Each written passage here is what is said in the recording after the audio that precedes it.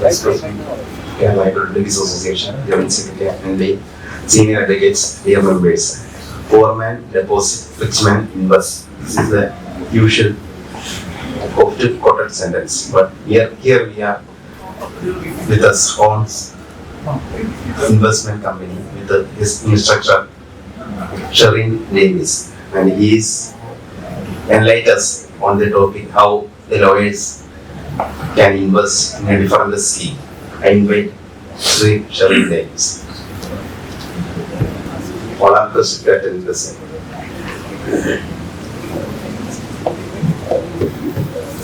Thank you, Nandakumar sir, for the wonderful opportunity.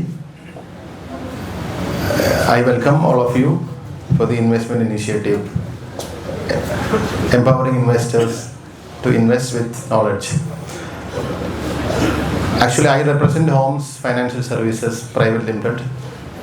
Holmes actually ഒരു investment management കമ്പനിയാണ്.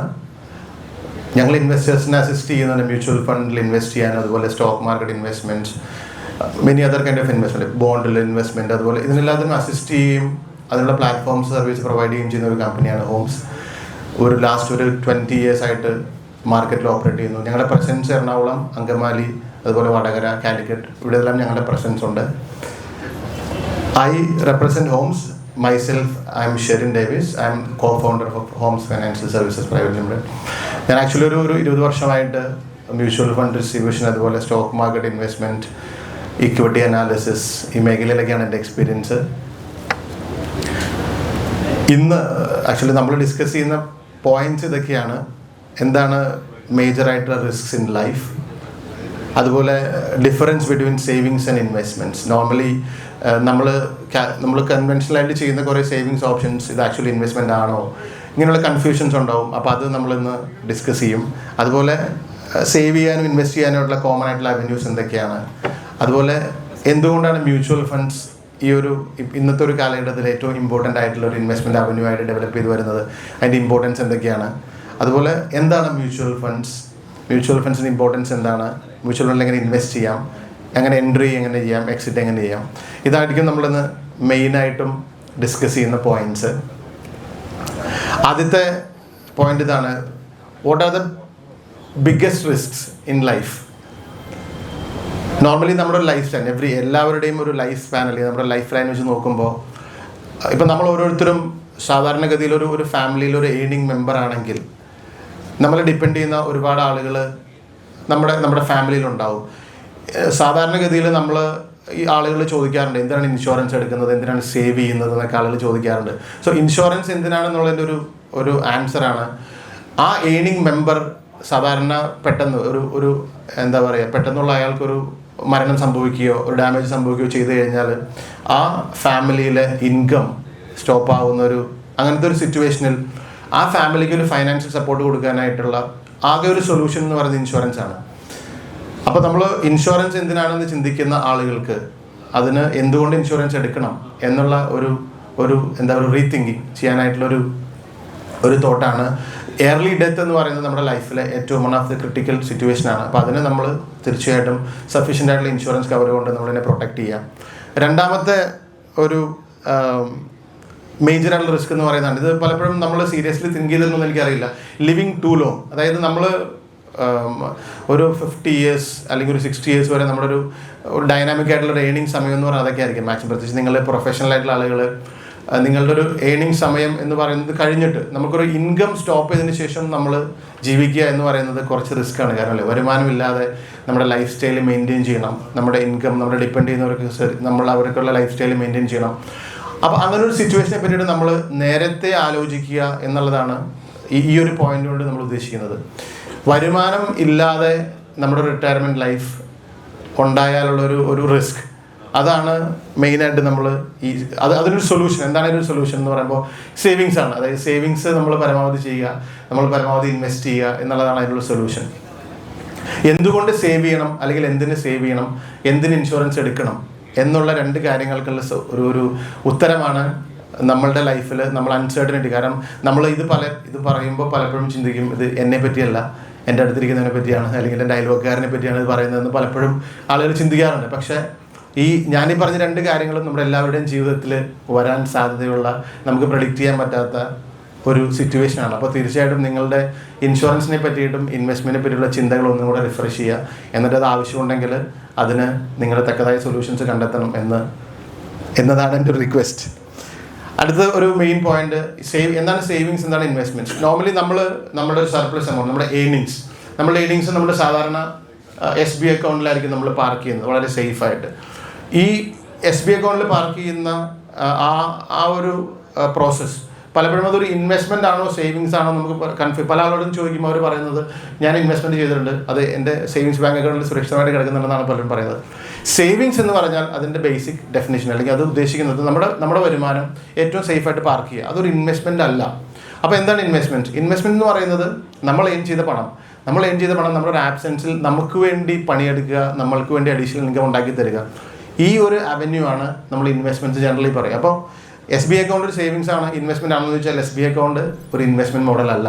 SBI account എന്ന് പറഞ്ഞൊരു purely ഒരു സേവിങ്സ് മെക്കാനിസമാണ്. അപ്പോൾ നമ്മൾ ഇന്ന് തന്നെ ആലോചിക്കണം നമ്മുടെ പൈസ നമ്മൾ എവിടെയാണ് അലോക്കേറ്റ് ചെയ്തിരിക്കുന്നത്, അതൊരു സേവിങ്സ് ആണോ അതൊരു ഇൻവെസ്റ്റ്മെൻ്റ് ആണോ എന്നുള്ളത്. അടുത്ത് എന്തൊക്കെയാണ് സൊല്യൂഷൻസ്, സേവിങ്സ് അതുപോലെ ഇൻവെസ്റ്റ്മെൻറ്റിലുള്ള ബേസിലുള്ള സൊല്യൂഷൻസ് എന്ന് പറയുന്നത്. സേവിങ്സ് ബാങ്ക് അക്കൗണ്ട് നമുക്ക് ജനറലി അറിയാവുന്ന ഒരു സൊല്യൂഷനാണ്. സേവിങ്സ് ബാങ്ക് അക്കൗണ്ടിൽ നമ്മുടെ പണം നമ്മൾ പാർക്ക് ചെയ്യും. അതിൽ ഫിക്സ്ഡ് ഡെപ്പോസിറ്റ്സ് നമുക്കറിയാവുന്ന പോലെ തന്നെ ഒരു ഇൻവെസ്റ്റ്മെൻറ്റ് സേവിങ്സ് ഓപ്ഷനാണ്. അതൊരു സേവിങ്സ് ആണോ ഇൻവെസ്റ്റ്മെൻ്റ് ആണോ എന്നുള്ളത് നമ്മൾ ഗ്രാജുവലി നമുക്ക് ഡിസ്കസ് ചെയ്യാം. സ്റ്റോക്ക് മാർക്കറ്റ് ഇൻവെസ്റ്റ്മെൻറ്റ്സ്, ഇത് നമുക്ക് സേവ് ചെയ്യാനും ഇൻവെസ്റ്റ് ചെയ്യാനും പറ്റിയ ഒരു അവന്യൂ ആണ് സ്റ്റോക്ക് മാർക്കറ്റ് ഇൻവെസ്റ്റ്മെൻറ്റ് എന്ന് പറയുന്നത്.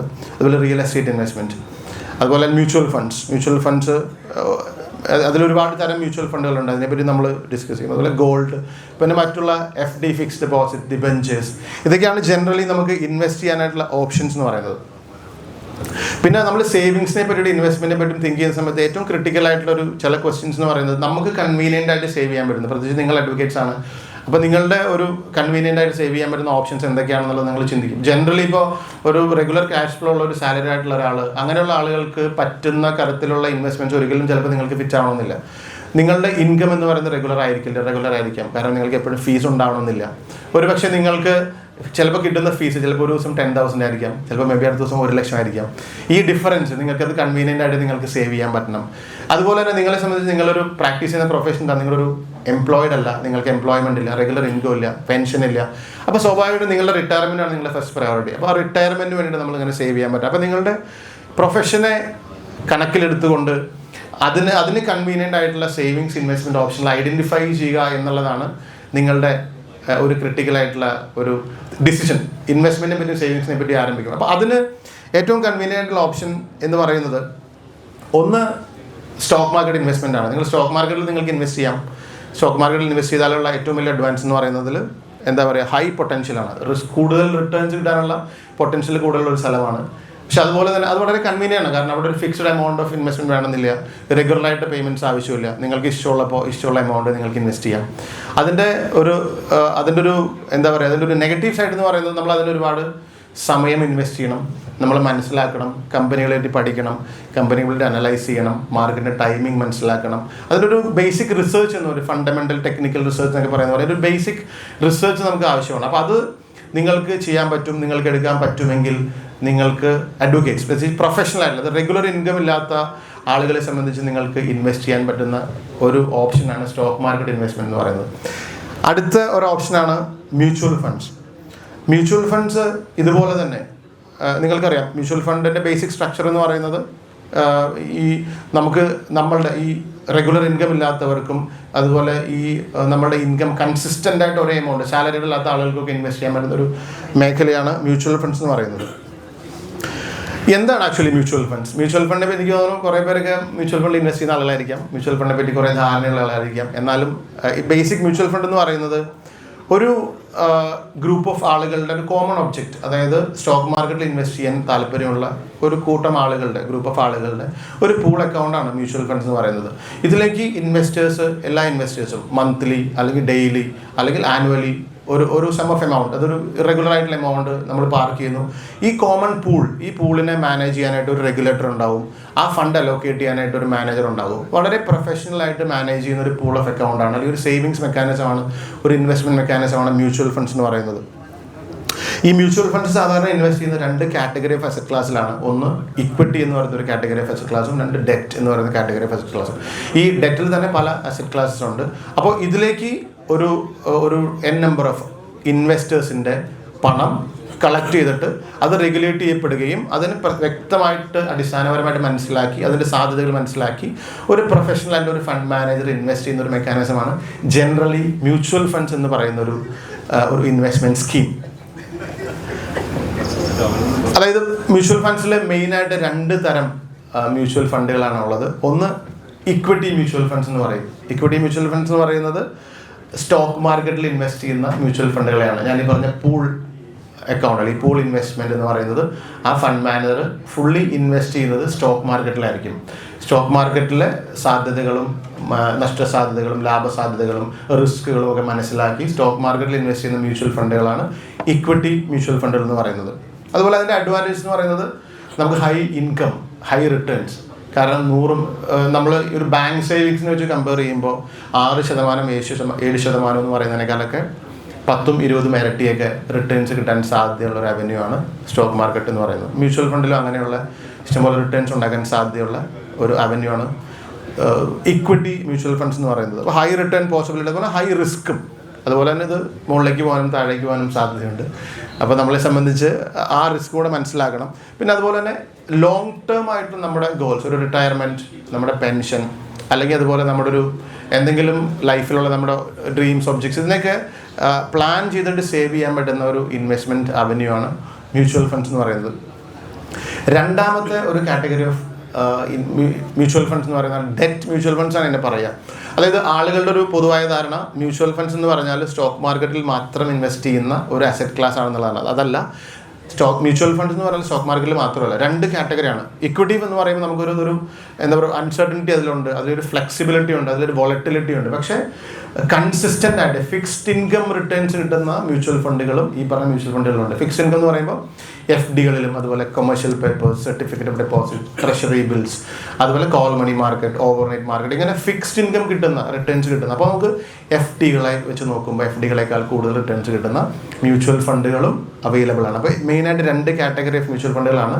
മ്യൂച്വൽ ഫണ്ടുകളെ പറ്റി പറയുമ്പോൾ കോമൺ ആയിട്ട് റിസ്ക് ഉണ്ടോ എന്ന് ചോദിച്ചാൽ എല്ലാ മ്യൂച്വൽ ഫണ്ടുകൾക്കും റിസ്ക് ഇല്ല. റിസ്ക് ഇല്ലാത്തതും റിസ്ക് കുറവുള്ളതുമായ മ്യൂച്വൽ ഫണ്ടുകളും നമ്മുടെ മാർക്കറ്റിൽ അവൈലബിൾ ആണ്.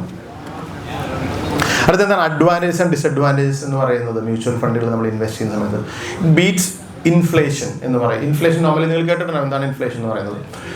ഒരു ഇൻവെസ്റ്റ്മെൻറ്റിനെ പറ്റി നമ്മൾ തിങ്ക് ചെയ്യുമ്പോൾ, അതായത് നമ്മളുടെ സർപ്ലസ് മണി നമ്മൾ ഇൻവെസ്റ്റ് ചെയ്യാൻ തിങ്ക് ചെയ്യുമ്പോൾ ഒരു ഇൻവെസ്റ്റർ കോമൺ ആയിട്ട് തിങ്ക് ചെയ്യുന്ന 2 കാര്യങ്ങളാണ്. ഒന്ന് ഇൻവെസ്റ്റ്മെൻറ്റ് റിട്ടേണിൻ്റെ taxation, 2 what is a current inflation rate. ഈ 2 റേറ്റും നമ്മൾ ആലോചിച്ച് അതിനെ ബീറ്റ് ചെയ്യുന്ന ഒരു ഇൻവെസ്റ്റ്മെൻറ്റ് മാത്രമായിരിക്കും നമ്മളെ സംബന്ധിച്ച് ഒരു ബെറ്റർ ആയിട്ടുള്ള ക്യാഷ് ഫ്ലോ തരികയും ബെറ്റർ ആയിട്ടുള്ള ഫ്യൂച്ചർ നമുക്ക് തരികയും ചെയ്യും. ഞാനൊരു ഉദാഹരണം പറയാം. എന്താണ് ഇൻഫ്ലേഷൻ എന്ന് ഞാൻ ഈസി ആയിട്ട് പറഞ്ഞത്. അതായത് നമ്മളെ സംബന്ധിച്ച് ഇന്ന് നമുക്കൊരു 200 രൂപീസ്, 200 രൂപ നമ്മൾ ഉണ്ടാക്കി, നമുക്ക് ഇൻകം ഉണ്ടായി. 200 രൂപയിൽ 100 രൂപ നമ്മൾ സ്പെൻഡ് ചെയ്തു.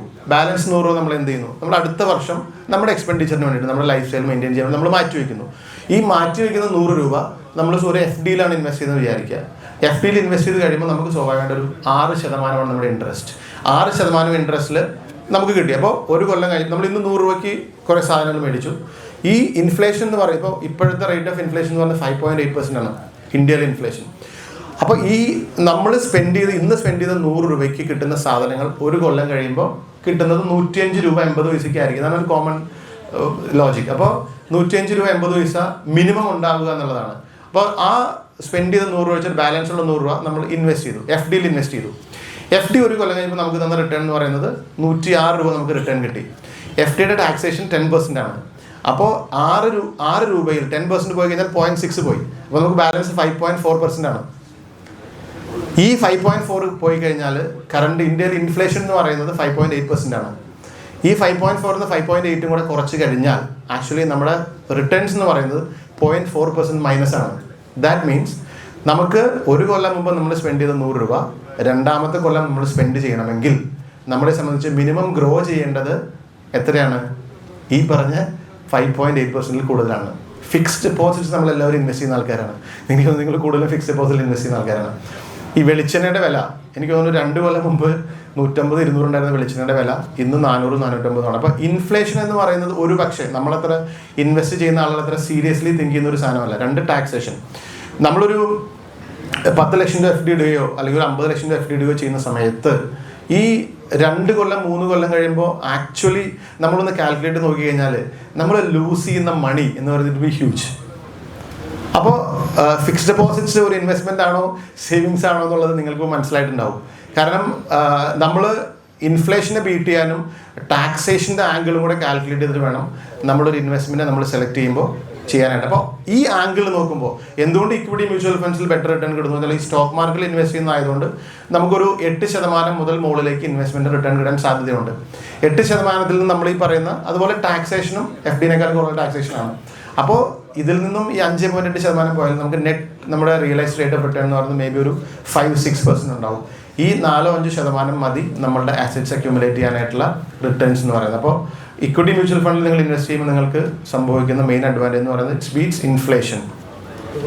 പിന്നെ അതുപോലെ തന്നെ ഈ പവർ ഓഫ് കോമ്പൗണ്ടിങ്. ഈ എന്തുകൊണ്ട് നമ്മളിതൊക്കെ മനസ്സിലാക്കണം എന്ന് പറഞ്ഞാൽ ഞാൻ എൻ്റെ ഒരു 20 yearsലുള്ള എക്സ്പീരിയൻസിൽ ഞാൻ ഒരുപാട് ആളുകളെ മീറ്റ് ചെയ്തിട്ടുണ്ട്. അത്യാവശ്യം വലിയ ഇൻവെസ്റ്റ്മെൻ്റ് ഉള്ള ആളുകളെ ഇൻവെസ്റ്റ്മെൻറ്റ്. പക്ഷേ നമ്മൾ ഏറ്റവും കെയർലെസ് ആയിട്ട് കൈകാര്യം ചെയ്യുന്ന ഒരു കാര്യമാണ് നമ്മുടെ പേഴ്സണൽ ഫിനാൻസ്, നമ്മുടെ ഇൻവെസ്റ്റ്മെൻറ്റ്സ്. ഞാൻ പലപ്പോഴും എനിക്ക് തോന്നുന്നു ക്രോസ് ഓഫ് ഇൻവെസ്റ്റ്മെൻ്റ് ആളുകളോട് ചോദിച്ചിട്ടുണ്ട്. അപ്പോൾ അവർ പറയുന്നത് അതിൻ്റെ റിയൽ റേറ്റ് ഓഫ് റിട്ടേൺ, നിങ്ങൾ എത്ര റിട്ടേൺസ് ആണ് നിങ്ങൾ കഴിഞ്ഞ പോലെ ഉണ്ടാക്കിയതെന്ന് ചോദിച്ചാൽ പല ആളുകൾക്കും അറിയില്ല. ദാറ്റ് മേ ബി മൈനസ് ആയിരിക്കാം ചിലപ്പോൾ. അപ്പോൾ നമ്മളെ സംബന്ധിച്ച് കുറച്ചും കൂടി സീരിയസ്ലി നമ്മൾ ഈ ഇൻവെസ്റ്റ്മെൻറ്റിനെ അപ്രോച്ച് ചെയ്യണം. എന്താണ് പവർ ഓഫ് കോമ്പൗണ്ടിങ്? നമ്മളൊരു ഫിക്സ്ഡ് ഡെപ്പോസിറ്റ്, ഒരു ഫിക്സ്ഡ് ഇൻകം ഇൻവെസ്റ്റ്മെൻറ്റിൽ നമ്മൾ ഇൻവെസ്റ്റ് ചെയ്ത് കഴിഞ്ഞാൽ ഇപ്പോൾ ഞാൻ പറഞ്ഞു നമ്മൾ ആ 200 രൂപയിൽ ബാലൻസ് 100 രൂപ നമ്മൾ ഫിക്സ്ഡ് ഡെപ്പോസിറ്റിൽ ഇൻവെസ്റ്റ് ചെയ്തു.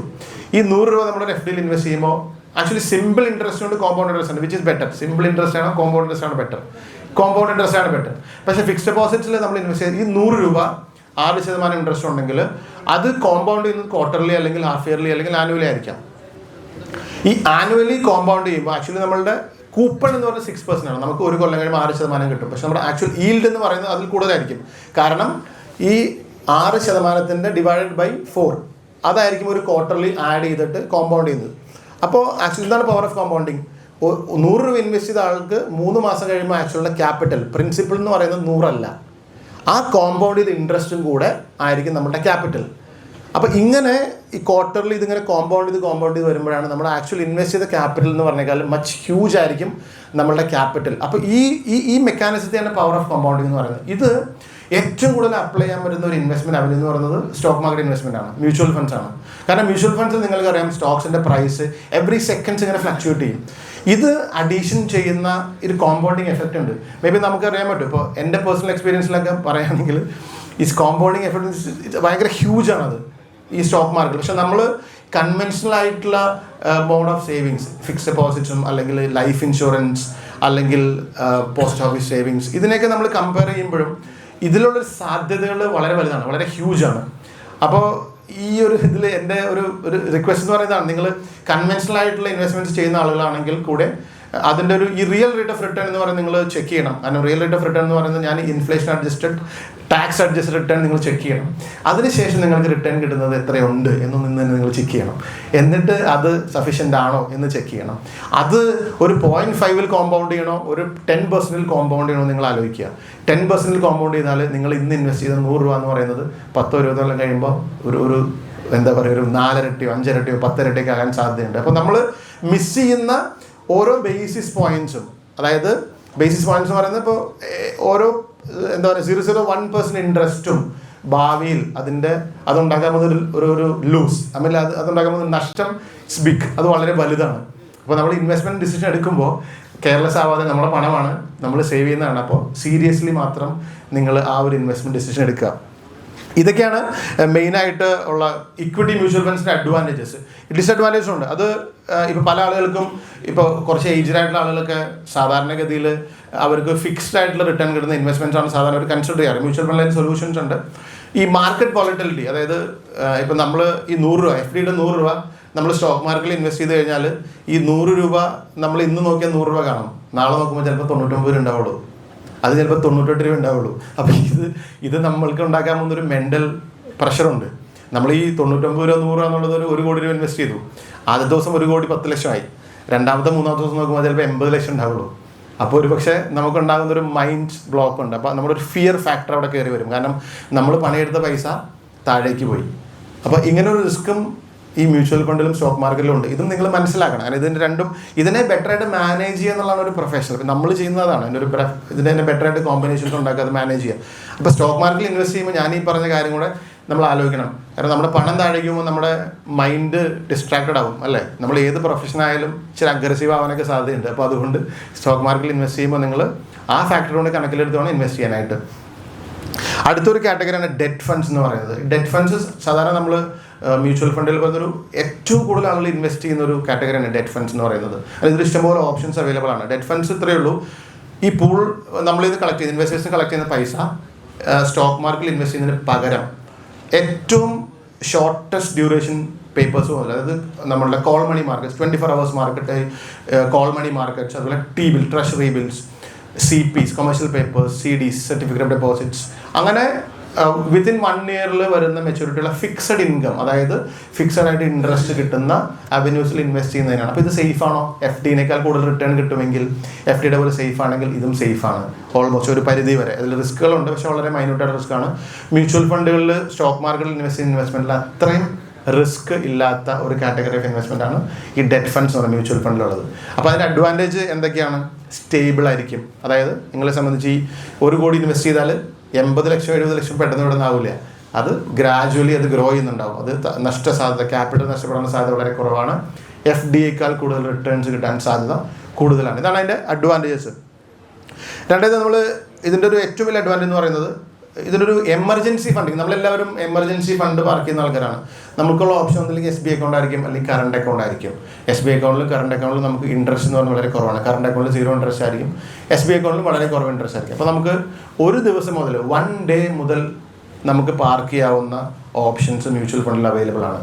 നമുക്ക് ഫ്രൈഡേ, ഇപ്പം നമുക്ക് ഫീസെല്ലാം കിട്ടി, നമ്മൾ ഫ്രൈഡേ അതിൽ പാർക്ക് ചെയ്തു, പിന്നെ തിങ്കളാഴ്ചയാണ് ആവശ്യമുള്ളൂ.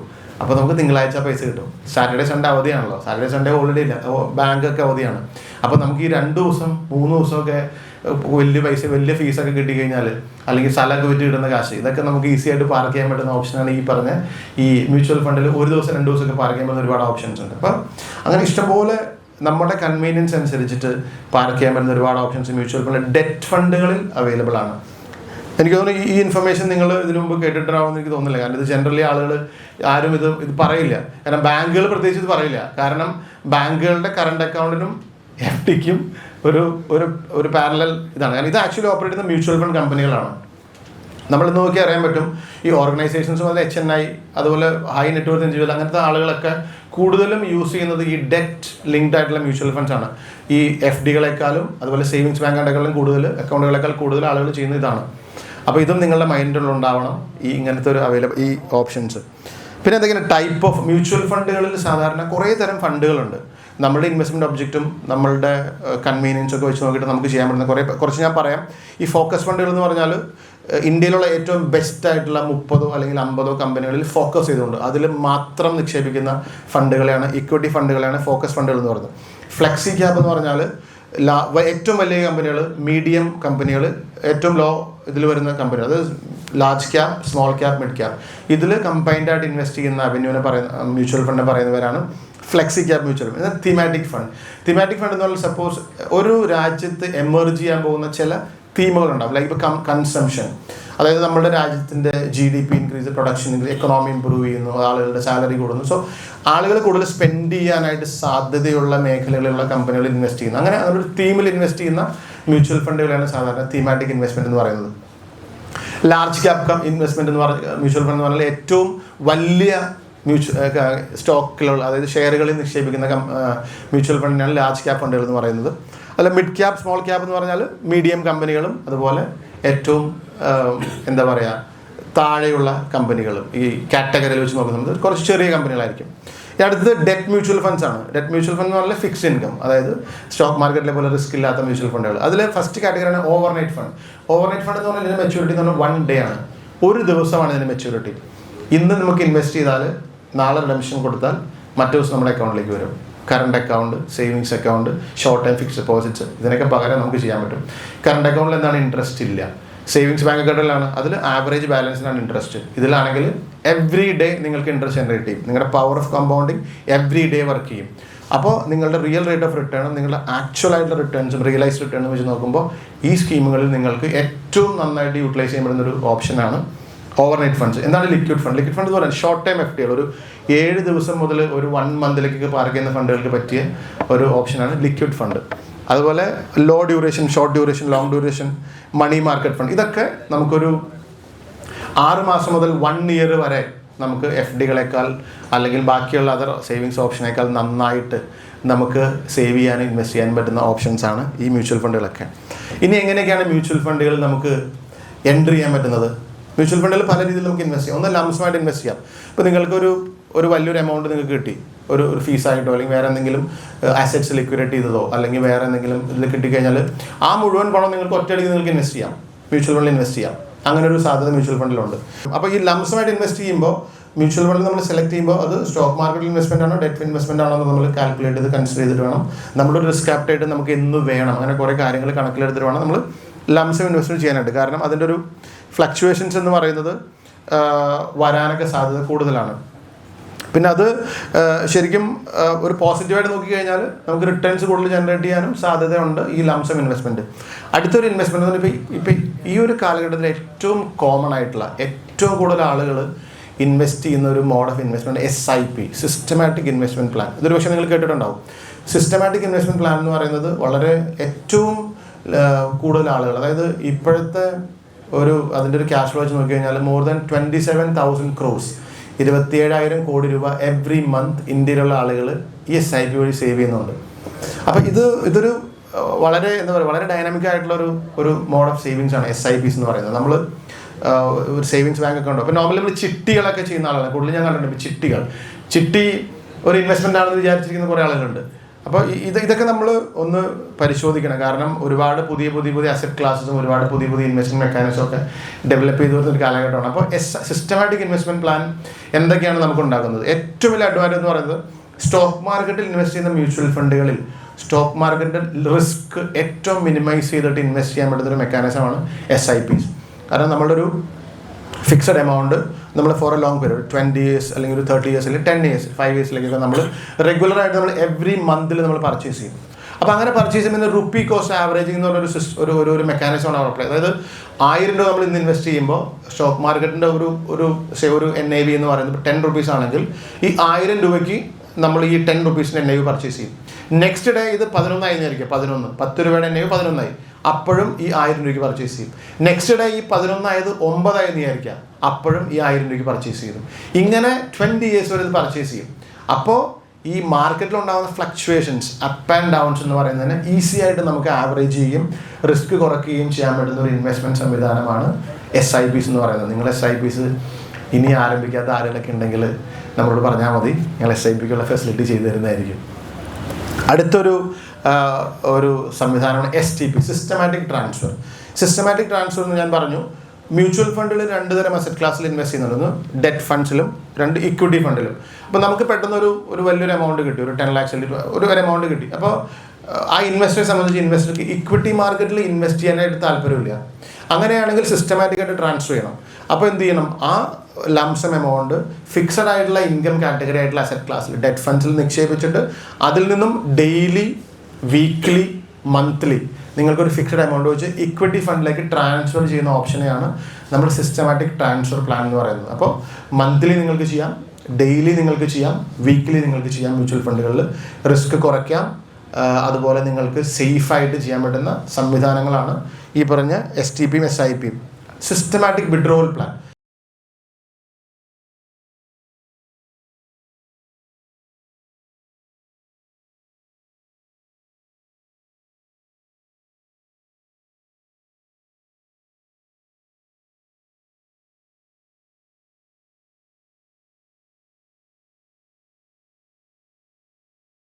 ഇതാണ് നമ്മൾ ഇന്ന് മെയിനായിട്ട് നമ്മൾ ഡിസ്കസ് ചെയ്ത 2 പോയിന്റുകൾ എന്ന് പറയുന്നത്.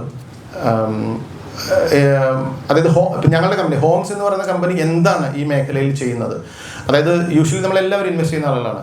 നമ്മൾ ഇൻവെസ്റ്റ് ചെയ്യുന്ന ആ ഇൻവെസ്റ്റ്മെൻറ്റ് സംവിധാനം നമുക്ക് പ്രോപ്പറായിട്ട് വർക്ക് ചെയ്യുന്നുണ്ടോ, നമുക്ക് ആക്ച്വലായിട്ട് നമുക്കുള്ള റിട്ടേൺസ് ജനറേറ്റ് ചെയ്യുന്നുണ്ടോ, നമുക്കൊരു ഇൻകം ഉണ്ടാക്കാൻ പറ്റുന്നുണ്ടോ, ഇതൊക്കെ നിങ്ങൾ ചെയ്യുന്നുണ്ടെങ്കിൽ തന്നെ ചെയ്യുന്നുണ്ടെങ്കിലും ഒക്കെ ഒരു അഡീഷണൽ റിട്ടേൺ അല്ലെങ്കിൽ ഒരു അഡീഷണൽ അസറ്റ് അലോക്കേഷൻ എന്ന് പറഞ്ഞ പ്രാക്ടീസ് എന്തുകൊണ്ട് ഹോംസ് ഇമ്പോർട്ടൻ്റ് ആകുന്നു.